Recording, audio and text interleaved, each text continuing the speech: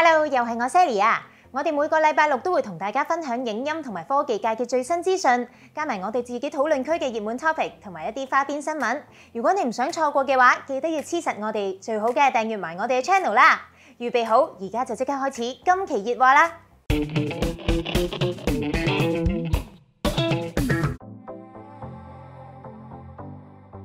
最近有德國影音網站分析 ，Samsung 好有可能會喺即將發布嘅 QD OLED 上面加入 Dolby Vision。環觀成個影音生態圈嘅話，近年 Dolby Vision 已經成為咗常態啦，連手提電話都可以直接拍攝同埋播放到 Dolby Vision 影像，加上串流平台同埋家用遊戲機都陸續加入咗 Dolby Vision 內容，預計將來一啲入門級嘅顯示設備都可以支援到 Dolby Vision 顯示。而 Samsung 一直都係用自家開發嘅 HDR10 Plus 製式，明顯喺市場上面係會有啲比下去，所以唔少 Samsung 電視用家一直都想 Samsung 電視可以支援到 Dolby Vision， 而事實上硬件規格一早已經可以完美咁支援到 Dolby Vision 㗎啦。如果 QD OLED 真係可以支援到 Dolby Vision 嘅話，相信電視圈一定會有一場龍爭虎鬥啦。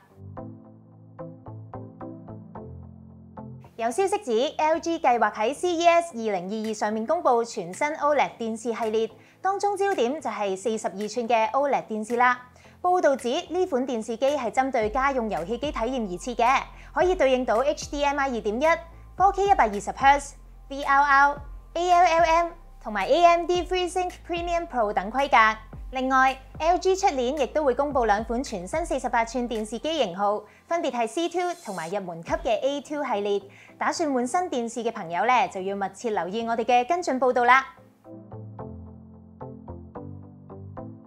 從最近流出嘅 Sony 手機遊戲手掣專利圖可以見到，新手掣嘅設計同 PS4 DualShock 4相近，保留咗 Joystick 控制鍵、LR 鍵等，而中間可以收納一部 Sony Xperia 手機。配合 Sony 推出嘅120Hz 螢幕、HS 電源控制，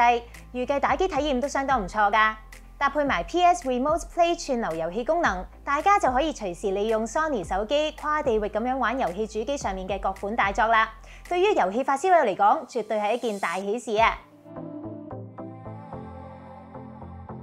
最近有版友用特別方法搶先以 IMAX 音效體驗 Disney Plus 上面嘅猛片，方法其實非常之簡單。只要大家將用緊嘅播放設備音效輸出設定為 DTS 信號，並接駁到能夠支援相關音效嘅 AV 擴音機上面，咁就可以利用到 IMAX DTS New X 功能，將信號升頻。更加驚喜嘅就係用過以上方法去觀賞電影嘅版友都對呢個方法讚口不絕啊！如果你都試過以上嘅方案嘅話，記得留言去分享你嘅感受啦！Yamaha 宣布將會於今年年底為 Advantage 兩款 AV 擴音機 A6A 同埋 A8A 追加 Aural 3D 升級。